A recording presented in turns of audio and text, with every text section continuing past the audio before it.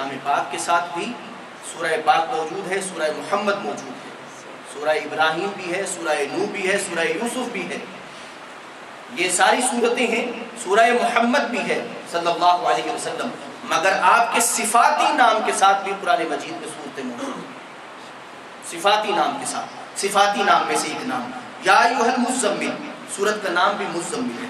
اللہ کو یہ ادا اتنی پسند آئی کہ سورت کا نام بھی مزمل رکھا، چادر اوڑھ کے آرام فرمانے والے، مراد آرام فرمانے سے سوچ و بچار کرتے ہیں۔ قم اللیل الا قلیلا، رات کو اٹھیے مگر تھوڑا سا آرام بھی کیجئے، اس کا آدھا حصہ یا اس آدھے سے بھی کم کر لیجئے، مگر رات کو بیداری کیجئے، مگر اس طرح نہ کیجئے کہ پاؤں سوج جائیں، پاؤں پھٹ جائیں، پنڈلی متورم ہو جائیں، اس طرح نہ کیجئے۔ اور زد علیہ ورتل القرآن ترتیلا، آدھے سے کچھ زیادہ کر لیں مگر آرام ضرور کریں، اور قرآن کو جب پڑھیں تو پوری طرح ٹھہر کے، وقوف کے ساتھ، اعراب کے ساتھ، کیفیات کے ساتھ، معانی کے ساتھ، مفاہیم کے ساتھ پڑھیے، ترتیلا، دھیرے دھیرے، آہستہ آہستہ۔ انا سنلقی علیک قولا ثقیلا، یقیناً ہم آپ کے دل پاک پہ ایک بڑی بوجھل بات اتارنے والے ہیں۔ ان ناشئۃ اللیل، رات کا اٹھنا بہت ضروری ہے، قرآن کو پڑھنے والوں کے لیے رات کا اٹھنا بڑا ضروری ہے۔ یہ اشد وطئا واقوم قیلا، یہ بات سختی سے نفس کو پامال کر دیتی ہے، اور انسان جب بات کرتا ہے، منہ سے جب بات نکلتی ہے بڑی پختہ، بڑی مضبوط، بہت خوبصورت نکلتی ہے۔ رات کو اٹھ کے دیکھ لیجئے کہ زبان دھیرے دھیرے پاکیزہ ہونے لگے گی۔ ان لک فی النہار سبحا طویلا، ہم جانتے ہیں پیارے حبیب کہ آپ دن پر بڑے مصروف رہتے ہیں، اس کے باوجود کچھ لمحے ایسے نکالیے کہ آپ صرف رب کے ہو کے رہ جائیں۔ وَاذْكُرِ اسْمَ رَبِّكَ وَتَبَتَّلْ إِلَيْهِ تَبْتِيلًا، اپنے مالک کے ہو کے رہ جائیں اور اس طرح خدا کی ذات میں گم ہو جائیں کہ آپ کو جہت کا اندازہ نہ رہے، کہاں بیٹھے ہیں، کس جگہ بیٹھے ہیں، کس مقام پہ بیٹھے ہیں، کس حجرہ پاک میں بیٹھے ہیں، زمین میں بیٹھے ہیں کہ عرش پہ بیٹھے ہیں، کہاں بیٹھے ہیں آپ کو یہ بالکل اندازہ نہ رہے، اس طرح خدا کی ذات میں گم ہو جائیں جو پالنے والا ہے مشرق کا بھی مغرب کا بھی، اور اس کے سوا کوئی معبود نہیں ہے، اور وہی تو ہے، اسی کو تو آپ کارساز بنا لیجئے۔ وَاصْبِرْ، اپنے مقصد کو سامنے رکھیے ان کی باتوں کے باوجود، اور انہیں چھوڑ دیجئے اچھے طریقے سے۔ وَذَرْنِي وَالْمُكَذِّبِينَ، اور مجھے چھوڑ دیجئے اور ان لوگوں کو جو جھٹلاتے ہیں، اس لیے جھٹلاتے ہیں کہ نعمت والے ہیں، آپ انہیں تھوڑی سی مہلت دیجئے، ہم ان سے حساب کر لیں گے، اس لیے کہ ہمارے پاس انکال بھی ہیں، بیڑیاں بھی ہیں اور جہنم بھی ہے، اور کھانا ایسا ہے جو سینے میں پھنس جائے، اور عذاب ہے ایسا جو دردناک ہوگا۔ یوم ترجف الارض، ذہن میں رکھیے حقیقت کھل جائے گی، ابھی نہیں کھلے گی، کچھ دن بعد کھل جائے گی، جس دن زمین کپ کپا اٹھے گی اور پہاڑ بھی کپ کپا اٹھیں گے، اور اس طرح چلیں گے جس طرح بھربھری ریت چلتی ہے، پہاڑ بھی بھربھری ریت کی طرح ہو جائیں گے۔ بلا شبہ ہم نے بھیجا ہے تمہاری طرف محمد مصطفیٰ صلی اللہ علیہ وآلہ وسلم کو، جو شاہد ہیں تم پر، کما ارسلنا، جیسے ہم نے بھیجا ہے فرعون کی طرف رسول کو۔ فرعون نے نافرمانی کی رسول اللہ حضرت موسیٰ علیہ السلام کی، تو ہم نے اس کو بڑی گرفت کے ساتھ اور سخت گرفت کے ساتھ پکڑا۔ فَكَيْفَ تَتَّقُونَ إِن كَفَرْتُمْ، تم کس طرح بچو گے؟ اگر فرعون نہیں بچا تو تم کیسے بچو گی اگر تم جھٹلاتے ہو اس دن کو، وہ دن جو جوانوں کو بھی بوڑھا کر دے۔ جب وہ آئے گا تو بڑے سے بڑا کڑیل جوان جو ہے بوڑھے کی طرح جھک جائے گا، اللہ کے خوف سے جھک جائے گا۔ السماء منفطر، آسمان پھٹ جائے گا، اور خدا کا وعدہ تو ہو کے ہی رہتا ہے۔ ان ھذہ تذکرہ، بچنا چاہتے ہو، دل کو پاک کرنا چاہتے ہو تو یہ قرآن میں یاد دلانے والی حقیقتوں کی بات ہے۔ جو یہ چاہتا ہے تو اپنے رب کی طرف راستہ پھر بنا دے۔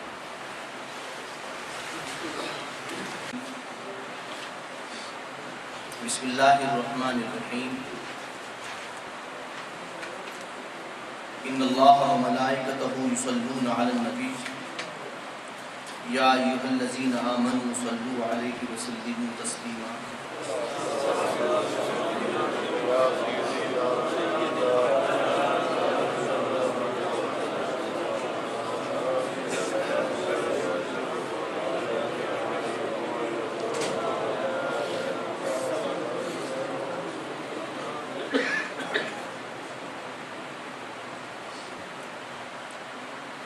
اللہ تعالیٰ کے فضل و کرم سے اور نبی کریم رؤوف الرحیم سرور عالم صلی اللہ علیہ وآلہ وسلم کی نگاہ عنایت سے آج ہم 21ویں تراویح کا آغاز کر رہے ہیں۔ سورہ مزمل قرآن مجید کا 73 سورہ پاک ہے۔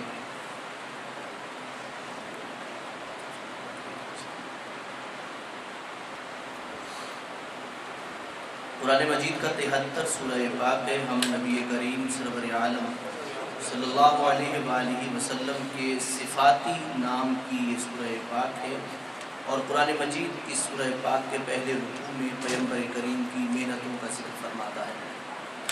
محنت اگر نبی کے لیے لازم ہے اور رسول کے لیے لازم ہے، امتی بھی اس سے جان بچا کے یا دامن بچا کے نہیں جا سکتا، اسے بھی ہر حال میں محنت کرنا ہے اور کاوش کرنا ہے۔ اس سورہ پاک کے دوسرے رکوع میں قرآن مجید یہ بتاتا ہے کہ صحابہ کرام پیغمبر کریم کے ساتھ شب و روز رہتے تھے۔ پیغمبر کریم اگر عبادت میں ہوتے تو ساتھ ہوتے تھے، ریاضت میں ہوتے تو ساتھ ہوتے تھے، میٹنگ میں ہوتے تو ساتھ ہوتے تھے۔ بعض مقامات پہ ایسا بھی آیا کہ خود صحابہ کرام کے پاؤں کثرت عبادت سے بھی اور کثرت ریاضت سے بھی اور کثرت سے محنت کی بنا پہ متورم بھی ہوئے، اور بعض صحابہ کے پاؤں پھٹ گئے، اس لیے کہ زندگی کا چلن ہر دور میں ایک جیسا ہی رہتا ہے، بالکل ایک جیسا اس لیے رہتا ہے کہ ہر شخص جب بڑا ہوتا ہے، شادی کرتا ہے، بال بچے دار ہوتا ہے، اس کی ذمہ داریاں ہوتی ہیں اور ذمہ داریوں کو نبھا کے چلتا ہے۔ اور پھر صحابہ کرام کے لیے ایک اور جو بات تھی وہ یہ تھی کہ مکہ سے ہجرت کر کے آئے تھے مدینہ طیبہ میں، اور مدینہ طیبہ میں کچھ نہیں تھا۔ اگرچہ صحابہ کرام انصار مدینہ نے صحابہ کا ساتھ دیا، خیال کیا اور قدم قدم پہ ساتھ دیا، مگر اس کے باوجود ایک شخص کا پورا گھر، پورا سسٹم، پوری مینجمنٹ چھوڑ کے آنا اور پھر ہزاروں میل دور آ کے پھر ایک علاقے میں بسنا، اور پھر بال بچے دار ہونا، ذمہ داریوں کو نبھانا۔ ہم دیکھتے ہیں کہ ہم کام کے بعد ذمہ داریوں کو نبھاتے ہوئے ہم بچوں کو وقت بھی بمشکل دے پاتے ہیں، اور پھر صحابہ کرام کا اتنے زیادہ سرگرمیاں ہونا کہ رسالت مآب صلی اللہ علیہ وسلم کے ساتھ ساتھ چلنا ہے، پھر اس کے ساتھ ساتھ منافقین کا مقابلہ ہے سوسائٹی میں، معاشرے میں، پھر اس کے علاوہ اسلام لانے والے لوگوں کا ایک تانتا ہے جو بندھا ہوا ہے، جن کی تربیت کرنا ہے۔ اس کے علاوہ مسلسل کفار مکہ جو ہے مسلسل سازشیں کر رہے تھے اور یہ کوشش کر رہے تھے کہ کسی طرح اسلام کو مغلوب کر دیا جائے، کسی طرح جو ہے اسے بند کر دیا جائے، مغلوب کر دیا جائے اسلام کو، اور مدینہ پاک کے دائرے میں اسے بند کر کے اسے ختم کر دیا جائے۔ یعنی یہ تھی ساری چیزیں ہونے کے باوجود بھی صحابہ کرام ہماری طرح ہی تھے۔ ہماری طرح سے مراد یہ ہے کہ ان کا جسم بھی تھا، تھکن بھی تھی، بچے بھی تھے، اولاد بھی تھی، گھر بار بھی تھا، سارا سسٹم تھا۔ شاید یہ بہت بڑا فرق تھا کہ وہ عزم لے کر اٹھے تھے اور ہم کوئی عزم لے کے اٹھے نہیں۔ وہ پختہ ارادے کے ساتھ چل رہے تھے، ان کی منزل واضح تھی، یقین تھا انہیں۔ ہماری شاید زندگی میں کوئی منزل واضح نہیں ہے۔ یہ فرق ہو جاتا ہے انسان کی زندگی میں۔ صحابہ کرام چونکہ پورے یقین کے ساتھ منزل کی جانب بڑھ رہے تھے، مصروفیات، ذمہ داریاں جو آج کی زندگی کا چلن ہے کل بھی تھا اور ہمیشہ ہوگا، یہ ہر انسان کے ساتھ ہے۔ بچے ہونا، بیوی ہونا، گھر بار ہونا، بالکل اسی معاشرے میں منافقین بھی رہتے تھے۔ منافقین ہمیشہ بیوی بچوں کا بہانہ کر کے سائڈ پہ ہو جاتے۔ قرآن مجید سورہ احزاب میں بتا چکا ہے کہ وہ کہتے ہیں کہ یا رسول اللہ صلی اللہ علیہ وسلم، بچے غیر محفوظ ہیں، گھر غیر محفوظ ہیں، بچے بیمار ہیں، بیوی بیمار ہے، معاملات خراب ہیں، کاروبار ڈاؤن جا رہا ہے، سارا سسٹم خراب ہو رہا ہے، سو ہمیں وقت دینا پڑے گا، اس لیے ہم آپ کے ساتھ نہیں جا سکتے۔ قرآن مجید آپ پڑھتے جائیں، 11واں پارہ ان باتوں کو بڑی ڈیٹیل سے بیان کرتا ہے، اور سورہ احزاب بھی بڑی تفصیل سے بیان کرتی ہے۔ اب یہ ساری باتیں ہیں، دو کردار اسی معاشرے میں موجود تھے، ایک وہ کردار جو بالکل بامقصد تھا، اور ایک وہ کردار جو ہر مقام پہ دامن بچا کے چلتا تھا، ہر نیکی سے، ہر خیر سے، حالانکہ دونوں کے دونوں ایک ہی سوسائٹی میں رہتے تھے اور سربراہ ایک ہی تھے، محمد مصطفیٰ۔ اسی طرح مکہ المکرمہ میں تھا، اسی طرح مدینہ پاک میں ہوا۔ بات دراصل یہ ہے کہ انسان کا شوق، انسان کی لگن قربتوں سے فیضیاب کرتی ہے۔ صحبت اور قربت بڑی طاقتور چیز ہے، مگر یہ فیضیاب اس وقت کرتی ہے جب انسان میں لگن آ جائے، انسان میں شوق پیدا ہو جائے، انسان میں مقصد آ جائے۔ قرآن مجید کی صحبت بڑی اہم صحبت ہے، قرآن مجید کا تعلق بہت اہم تعلق ہے۔ کتاب سے دوستی زندگی کی بہترین دوستی ہے، اور اگر بہترین کتاب ہو کائنات کی تو پھر دوستی بھی بہترین ہے، اس سے بہتر دوستی کوئی نہیں ہے۔ صرف لگن کی ضرورت ہے۔ قرآن آج بھی، قرآن کی صحبت آج بھی، اور قرآن کی قربت آج بھی مسلمان کو نواز سکتی ہے۔ فرق اتنا ہے کہ وہ شوق، وہ ولولہ، وہ بات، صحابہ کرام مدتوں انتظار کرتے تھے کسی بھی مسئلے کو پوچھنے کے لیے کہ کوئی دور سے آ جائے، اور اگر انہیں معلوم ہو جاتا کہ کوئی دور سے آ گیا ہے، آ کے بیٹھ گیا ہے رسول اللہ کے پاس، تو مسجد نبوی کچا کچ بھر جاتی، کسی اعلان کی ضرورت نہیں تھی، کسی کو بتانے کی ضرورت نہیں تھی۔ جیسے ہی کوئی دور سے صحابی آتے تو مسجد بھر جاتی، اس خیال کے ساتھ کہ یہ سوال کریں گے اور ہمیں معلوم ہو جائے گا، ہمیں سوال کرنے کی ضرورت ہی نہیں رہے گی، سوال وہ کریں گے، علم ہمارا بڑھ جائے گا۔ کھچا کھچ بھر جاتی مسجد اسی طرح کہ کوئی عرابی آیا ہے، اس نے سوال کر رہا ہے اور سوال ہمیں معلوم ہو جائے گا۔ صحابہ کرام سوال بھی نہیں کرتے تھے، قرآن مجید نے فرمایا تھا اس طرح سوال نہ کرو جس طرح یہودیوں نے سوالات کیے تھے۔ صحابہ اس بات سے ڈرتے تھے کہیں سوال کا اینگل غلط نہ ہو جائے، کہیں سوال میں لہجہ نہ بدل جائے، کہیں سوال میں الفاظ کا انتخاب غلط نہ ہو جائے۔ اس خیال کے ساتھ سوال نہیں کرتے تھے۔ دور سے آنے والا جو صحابی ہوتے تھے وہ سوال کرتے تھے، صحابہ پہ سنتے تھے۔ قرآن مجید یہی بتانا چاہتا ہے، ان ربک یعلم انک تقوم ادنی، بلا شبہ آپ کا پروردگار جانتا ہے کہ آپ دین کے قیام کے لیے کھڑے ہوتے ہیں، دن ہو یا رات ہو۔ ایک تو اس آیت پاک سے تہجد مراد ہے، مگر میں یہ سمجھتا ہوں کہ راتوں میں بیٹھ کے دین کے بارے میں پالیسی بنانا، ترتیب بنانا، یہ بھی اس کے اندر آتا ہے۔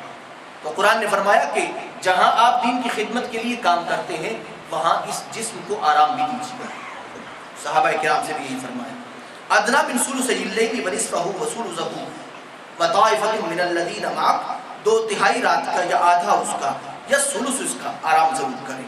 وطائفۃ من الذین معک، اور ایک جماعت ایسی ہے جو بالکل آپ کے ساتھ رہتی ہے، سیکھنا چاہتی ہے، سمجھنا چاہتی ہے، آپ کی قربتوں سے فیضیاب ہونا چاہتی ہے۔ واللہ یقدر اللیل والنہار، اور اللہ اندازہ کر چکے ہیں رات کا اور دن کا، یقیناً رات اور دن مل جائے تو 24 گھنٹے ہی بنتے ہیں، اس سے زیادہ دراز تو ہو نہیں سکتا، تو 24 گھنٹے کے اندر ہی سارے کام مکمل کرنے ہیں۔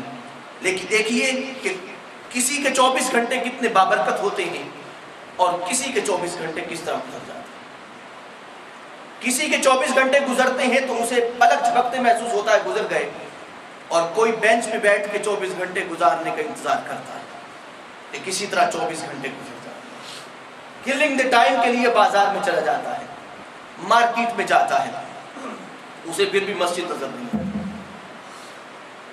مارکیٹ میں جاتا ہے کلنگ دی ٹائم کے لیے، تاش کھیلتا ہے کل کرنے کے لیے، ٹائم کے لیے لوڈو کھیلتا ہے ٹائم کو کل کرنے کے لیے، یہ سارے کام کرتا ہے، مگر اسے اس دھرتی پر، اس مقام پہ خدا کا گھر نظر ہی نہیں آتا، نہ خدا کی کتاب نظر آتی۔ ٹائم بعض لوگ پورے 24 گھنٹے میں پلک جھپکتے گزرتا ہے ٹائم، بامقصد لوگوں کا ٹائم پلک جھپکتے گزرتا ہے، اور بعض لوگ کل کرتے ہیں ٹائم کو۔ اور حکیم سعید کا ایک جملہ مجھے ابھی تک یاد ہے جو میرے بچپن میں سنا، وہ فرمایا کرتے تھے کہ جو ٹائم کو ضائع کرتا ہے، وقت کو ضائع کرتا ہے، وقت اسے ضائع کرتا ہے۔ صحابہ کرام نے لمحہ بھی ضائع نہیں کیا زندگی کا۔ قرآن کہتا ہے کہ 24 گھنٹے ہی علم ان لن تحصوہ فتاب علیہم، جان لیا ہے کہ ہرگز نہیں تم حساب کر سکو گے اس کا، فتاب علیکم، اللہ نے تم پہ کرم کیا، فقرؤوا ما تیسر من القرآن، رات کے لمحات ہوں یا دن کے لمحات ہوں، جو آسان ہو قرآن، جو اچھا لگے اسے پڑھ لیا کرو۔ علم ان سیکون منکم مرضی، اللہ جانتے ہیں اس بات کو تم میں سے کچھ مریض بھی ہیں، اللہ اس بات کو بھی جانتے ہیں کہ کچھ لوگ کاروبار زندگی مشغول ہوتے ہیں اور رزق حلال کی تلاش کے لیے بڑی مسلسل کاوش کرتے ہیں، اور کچھ ایسے بھی ہیں جو اللہ کی راہ میں جنگ کرتے ہیں۔ معاشرے کے مختلف تقاضے ہیں، مگر اللہ یہ فرماتے ہیں کہ یہ تقاضے تو ضرور ہیں، فقرؤوا ما تیسر منہ، پر قرآن کو کبھی تلاوت سے دور نہ کرنا، قرآن کو اپنی زندگی سے نہ ہٹانا کبھی۔ دیکھیے قرآن پہلے بھی کہتا ہے جو آسان ہو پڑھ لیجئے، پھر قرآن کہتا ہے یہ ساری باتیں، مریض بھی ہو سکتا ہے، قتال بھی کر سکتا ہے، اور رزق حلال کے لیے تگ و دو بھی کر سکتا ہے، اس کا جسم بھی ٹوٹ سکتا ہے، مگر مومنو فقرؤوا ما تیسر منہ، پھر بھی جو اچھا لگے، جو پیارا لگے اسے ہر روز جھوم جھوم کے پڑھا کرو، اسے قرآن کو چھوڑو نہیں، چاہے تم جتنے بھی مصروف ہو جاؤ، اس لیے کہ سوچ بدل جائے گی اگر قرآن چھوٹ جائے گا، سوچ بدلے گی تو زندگی بے کیف ہوگی، بے عبادت ہوگی، اور اگر سوچ بدل جائے گی تو زندگی میں رزق حلال بھی عبادت ہے، قتال بھی عبادت ہے، جہاد بھی عبادت ہے، اور اگر بامقصد انسان ہے تو قرآن کہتا ہے مرض بھی عبادت ہے۔ رسول اللہ صلی اللہ علیہ وسلم نے فرمایا کہ کچھ لوگ بیمار رہیں گے اور اللہ کے پاس جائیں گے، وہ جتنا عرصہ بیمار رہے اللہ اس مرض کے صدقے میں ان کے سارے گناہوں کو معاف فرما دیں گے۔ مرض بھی عبادت ہے اگر صحیح سوچ کے ساتھ ہو اور اللہ کی لگن کے ساتھ ہو۔ پیغمبر کریم صلی اللہ علیہ وسلم نے فرمایا، وہ صحابہ، قرآن کہتا ہے اور آپ نے بھی فرمایا کہ وہ صحابہ جو پیچھے رہ گئے، جو بیمار تھے، مجبور تھے صحابہ، قرآن کہتا ہے کہ وہ اگرچہ پیچھے ہیں مگر ہر قدم پہ تمہارے ساتھ ہیں، تمہیں جو اجر ملے گا وہی اجر ان صحابہ کو ملے گا۔ مرض اگر نیک نیتی کے ساتھ انسان کا ہو اور اسے پتا ہو کہ بیمار ہوں میں، تو واقعتاً اس مرض کا بھی اسے ثواب ملتا ہے۔ لیکن فقرؤوا ما تیسر منہ، مرض میں بھی اگر صبر چاہیے تو قرآن سے تعلق جوڑیے۔ واقیموا الصلاۃ، نماز کو قائم کیجیے، وآتوا الزکاۃ، اور زکوٰۃ کی ادائیگی کیجیے، اور اللہ کو قرض حسن دیتے رہیے، اور جو کچھ تم کرتے ہو یا آگے بھیجتے ہو اپنی جانوں کے لیے جو بہترین ہے، تم پاؤ گے اس کو اللہ کے پاس، اور وہ بہترین بھی ہے اور بڑا اجر بھی ہے۔ اور اللہ سے معافی مانگتے رہو اور اللہ سے التجا کرتے رہو کہ اے اللہ ہمارے نقائص پہ اور ہمارے عیبوں پہ پردہ ڈالتے رہا کرو۔ ان اللہ غفور الرحیم، بلا شبہ اللہ تعالیٰ بخشنے والے رحم فرمانے